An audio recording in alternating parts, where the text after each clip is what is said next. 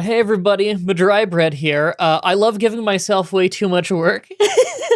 I was talking to my friend Athena today. She wanted ideas for recipes and stuff, so I decided, she's interested in my egg fried rice recipe. That's cool. I was just about to make that. Then I go down to the kitchen and I'm like, oh, well, I'm in here anyway. I may as well, like, videotape a little bit of it so I could show her. And then I realized, like, halfway through, oh, you know what? These are like multiple clips. I'm gonna have to edit this.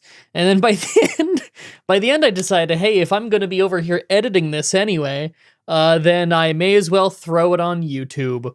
So that's the context of this video. I'll have the ingredient list in the description. Enjoy my cooking vlog. Hey Athena, how's it going?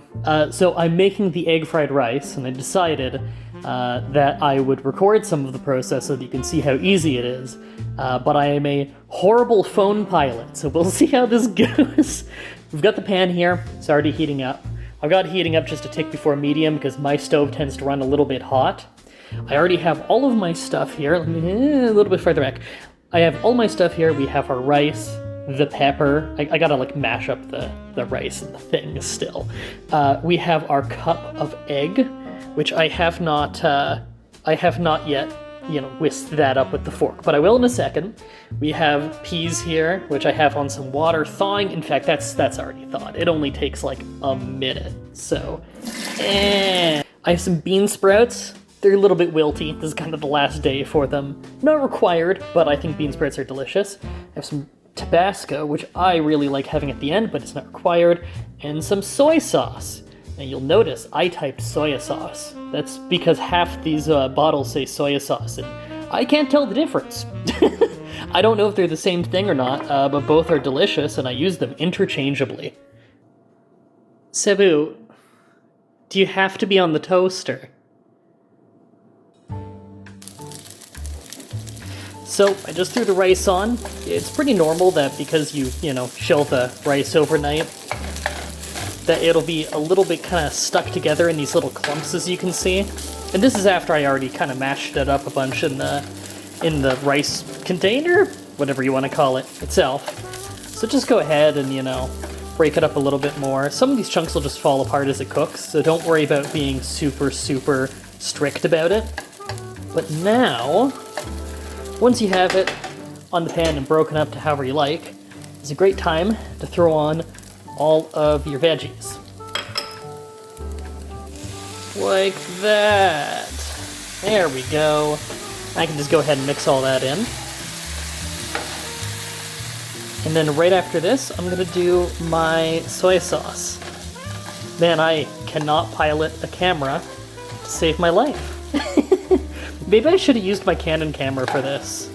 Maybe that would have done better. Yeah, probably, because I'm filming all this in vertical, because, oh man, if you want to see some crazy shaky cam, make me film it horizontal. Alright, putting on the soy sauce, I actually measure it over here with this. So I need 2 hands, so give me a second. Okay, there we go. So I just put the soy sauce on. I went with 4 teaspoons. I don't usually do much more than that. I know it doesn't look very dark or anything. It's quite a pale soy sauce that I use. So, it's not gonna look as dark. It really depends on what brand you use and how much you use. Try not to go too heavy on it because you don't want to go too crazy on the sodium, but if you end up having a lot of sodium, it's not really the end of the world. Just have a lot more water. I hope you're having enough water. If you're not having enough water, take your body weight in pounds, cut that number in half, and that number is how many ounces of water you should be drinking in a day. And if you have extra sodium, just drink more than that. There's really no harm in drinking more than that number. That's just kind of your minimum that you should be drinking. And no one drinks that but me, I swear to God, everyone I talk to about it. It really helps. It helps you with everything, just drinking enough water. Anyway, we gotta leave this alone for 10 minutes, so I am gonna put one of these on top of it. This is not necessary. You don't have to do this. I just find that if I have a lot of veggie in it, this will sometimes make the veggie turn out better, especially if you have something hard in there like carrot. You don't want that to be crunchy at the end. You kind of want that to melt in with everything else. and steaming over the top of it will help. So I'm just gonna set a little timer on my watch here. But hey, look, my heart rate is reasonable for what, well, it's not really that reasonable for considering I'm doing nothing, but you know, health problems. Okay, it's been 10 minutes. So just open that up. Oh, that plume of steam. And we can mix that around. You can see, sometimes you'll get a little bit of spit stuck on the bottom there. Scrape that up. Sometimes it just means you left it on slightly too long, or your heat might have been slightly too high. Everyone's stove runs a little bit different.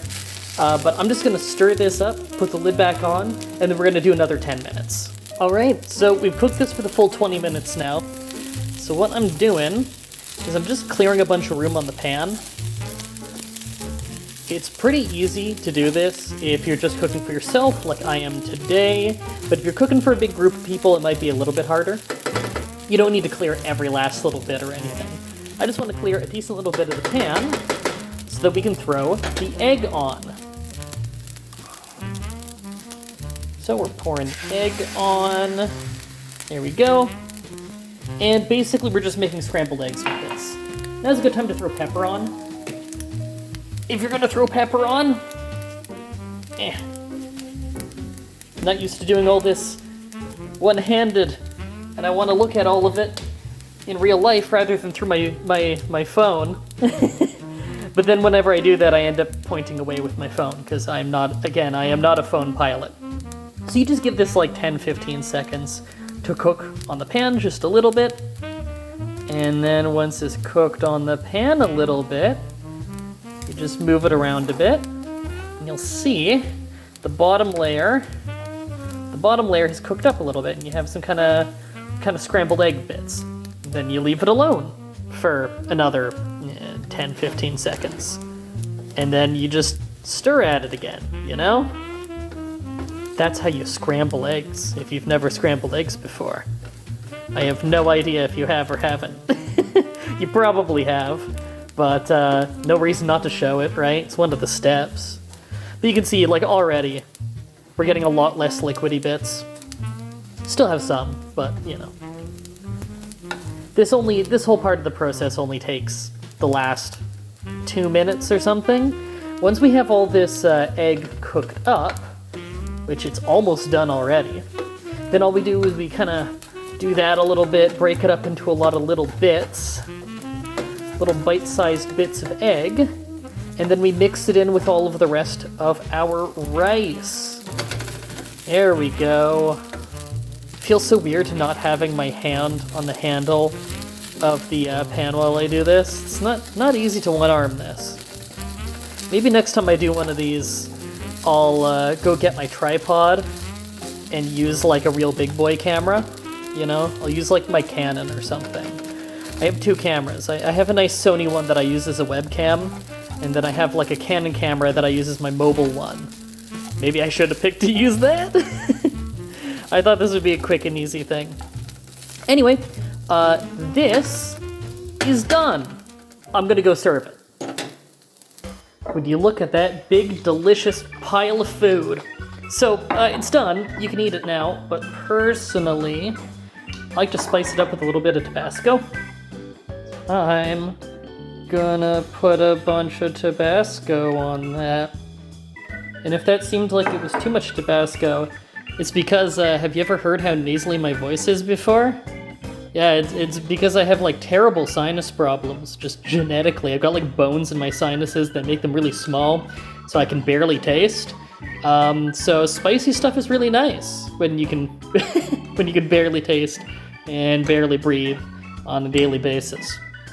Anyway, that's how I make that, and I will, I don't know, maybe I'll make one of these videos to show you how I make like my homemade hash browns and stuff, because that's, I mean, I guess it's a little bit more complicated, but really it's just like this. It's one of those things where once you've done it like twice, you could do it in your sleep. It's super easy. And the homemade hash browns are probably like the healthiest thing that I cook, and the most filling thing that I cook.